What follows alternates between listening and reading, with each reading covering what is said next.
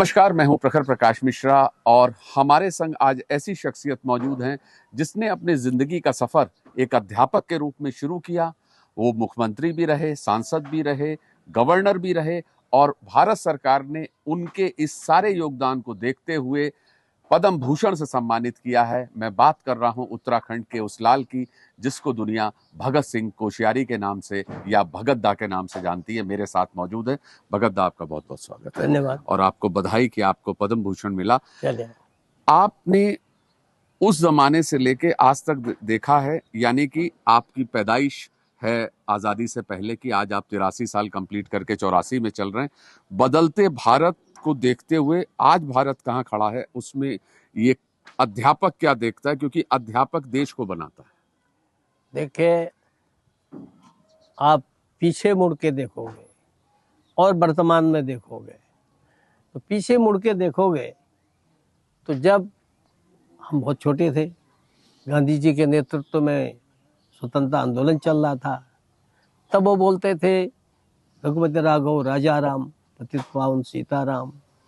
देश आज़ाद हुआ तो पतित पावन सीताराम तो चला गया, धर्मनिरपेक्ष बन गया और इसके कारण से सारा सोच ही बदल गया। ठीक हुआ, विकास के काम बहुत किए, पंडित जी ने भी किए, नेहरू जी ने भी, औरों ने भी किए, सबने अपने ढंग से किए, लेकिन जो देश, जो राष्ट्र चलता है वो न केवल विकास से चलता, न केवल विरासत से चलता है। देश के लिए ये रेल की दो पहिए, दो है, पटरी है, एक है विकास, दूसरा है विरासत। तो आज ये सौभाग्य है कि जब से राम जन्मभूमि का आंदोलन चला तो देश में लोगों को अंदर एक बार फिर से ये सोचने को मजबूर होना पड़ा, भाई आखिर हम हैं कौन? हम हमेशा गुलाम तो थे नहीं, और हम दुनिया की इकोनॉमी हम लीड करते थे, दुनिया की सांस्कृतिक और शैक्षिक हम लीड करते थे। ये कोई इतिहास सिद्ध करता है इसको।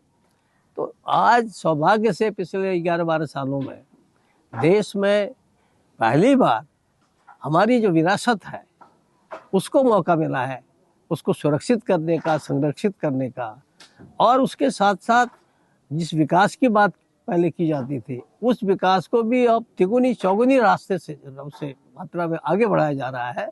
तो और एक सुंदर भविष्य देश का अब दिखाई देता है। खास तौर पे जो आपसे कम से कम 40 साल छोटे हैं उम्र में, ऐसे नेता अब आ रहे हैं।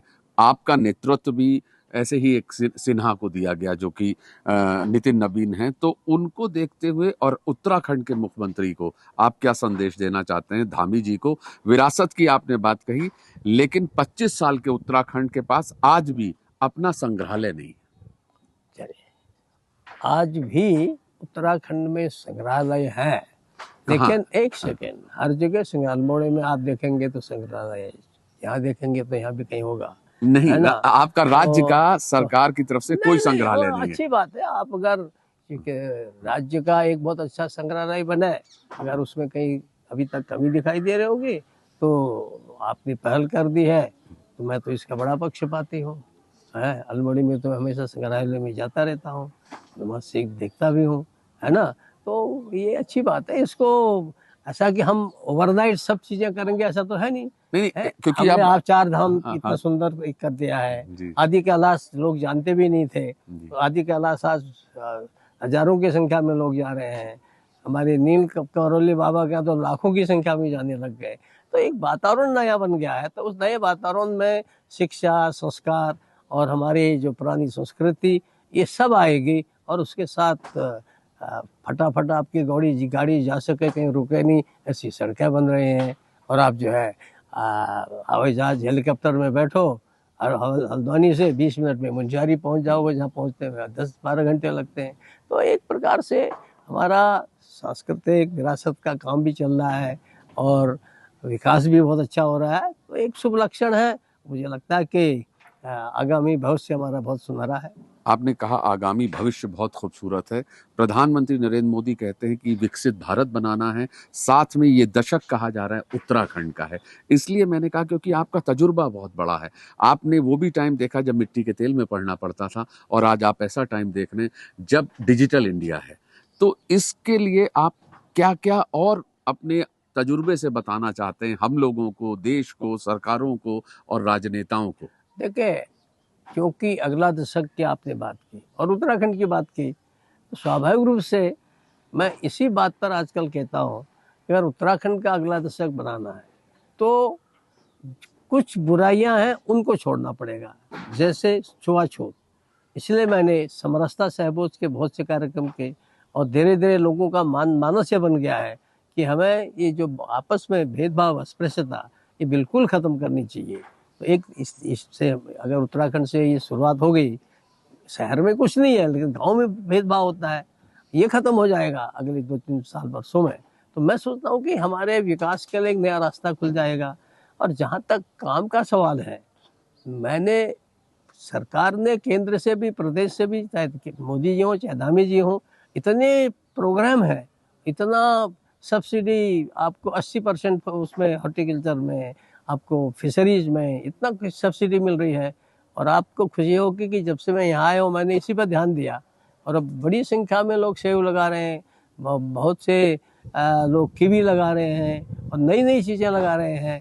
और तो इसलिए इस दिशा में होम स्टे बहुत से लोग बना रहे हैं। तो ये जो काम है ये जितनी द्रुत गति से बढ़ेगा उतनी द्रुत गति से जो है अपना विकास अच्छा होगा। और उस दिशा में ऑलरेडी मुख्यमंत्री लगे हैं, सरकार लगी है, केंद्र भी सहयोग कर रहा है। लोग आपसे ये भी उम्मीद करते हैं, लंबा समय आपका गुजरा, आप चीफ मिनिस्टर भी रहे, हर सरकार से ये उम्मीद करी कि एक परमानेंट राजधानी मिल जाए इस उत्तराखंड को।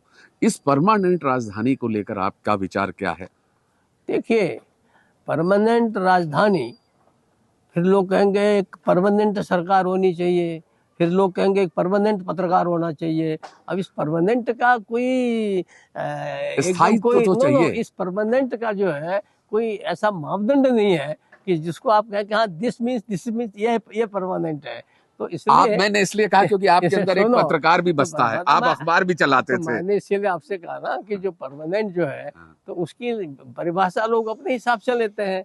और क्योंकि तात्कालिक दृष्टि से मैं उस वक्त बीजेपी का अध्यक्ष था प्रदेश का, उत्तर प्रदेश के समय भी, तो तात्कालिक रूप से हमारे लिए जो सुविधा देहरादून में हो सकती थी वो कहीं थी ही नहीं। स्वाभाविक है कि हमने यहाँ राजधानी बनाई और हमने कहा कि ग्रीष्मकालीन राजधानी गैरसैंण होगी। और अब धीरे धीरे वहाँ हमारा विधानसभा बन गई है और लोगों के रहने के भवन बन रहे हैं। तो ये काम जब धीरे धीरे हो रहे हैं तो नेचुरली जो जिसको आपने कहा कि आपकी बात के 40 साल के, तो वो मुझसे तो ज्यादा बुद्धिमान होंगे ना। और लेकिन तजुर्बा तो आपका बड़ा है, आपने तो हर और चीज देखी है। कहा ना, जब नई पीढ़ी में आपने राष्ट्रीय अध्यक्ष का नाम लिया, सब लिया, तो जब नवीन पीढ़ी है तो जो हमने एक नींव डाली है और उसको अपनी बुद्धि लगा करके और अच्छा उपाय ढूंढेंगे और निश्चित रूप से प्रदेश का भला होगा। आज पता नहीं दिल कर रहा है कि आपसे अटल जी की बात करूं, आपके संस्मरण हैं और ये उत्तराखंड अटल जी ने ही दिया था, तो उनको याद करके जो ये मजबूत भारत है और खास तौर पर पहला परमाणु विस्फोट उनको इसलिए माना जाता है कि हम पे सैंक्शन लगी, हमने हथियारों के लिए इस्तेमाल की बात की थी, हमने कहा था हम पहला अटैक नहीं करेंगे। इंदिरा गांधी के ज़माने में ये बात ही नहीं हुई थी, उन्होंने किया था पहला परमाणु विस्फोट, लेकिन वो सिर्फ इसलिए था कि एनर्जी डेवलप करेंगे। तो इस मजबूत भारत को नरेंद्र मोदी के हिसाब से आप कहाँ देखते हैं? और ख़ास तौर पर यहाँ जो हमारा बलिदान है, चाहे वो कुमाऊं रेजिमेंट हो या गढ़वाल रेजिमेंट हो, हम कहाँ पे खड़े होंगे? और जब हम देश का 100 साल पूरे कर रहे होंगे, जो बार बार प्रधानमंत्री कह रहे हैं आज़ादी के, तो उत्तराखंड और हमारी पीढ़ी को आप कहाँ पे देखेंगे, जो आने वाली आगामी पीढ़ी है और खासकर हमारी आधी आबादी जिसके लिए बार बार प्रधानमंत्री कहते हैं? देखिए, जहाँ तक उत्तराखंड का प्रश्न है, आज देश के टॉप पर CDS हो, NSA हो, बहुत से राज्यपाल, उपराज्यपाल, अनेक स्थानों पर साइंस के बहुत सी जगहों, फिल्म बोर्ड है, आपको दिखेगा कि जो उत्तराखंड की प्रतिभा है वो बहुत जगह इस समय छाई हुई है। उसका प्रधानमंत्री का विश्वास है, तो वैसे पूरे देश का विश्वास है, पूरे देश में अच्छे लोग हैं, पर उन्होंने एक विशेष उत्तराखंड को, जैसे अटल जी का आपने नाम लिया ना, जैसे उनका विशेष प्रेम था, विशेष ढंग से समझते थे। मोदी जी तो पैदल घूमे हैं यहाँ से लेकर के केदारनाथ तक, वो तो पैदल घूमे हैं आपके मानसरोवर तक।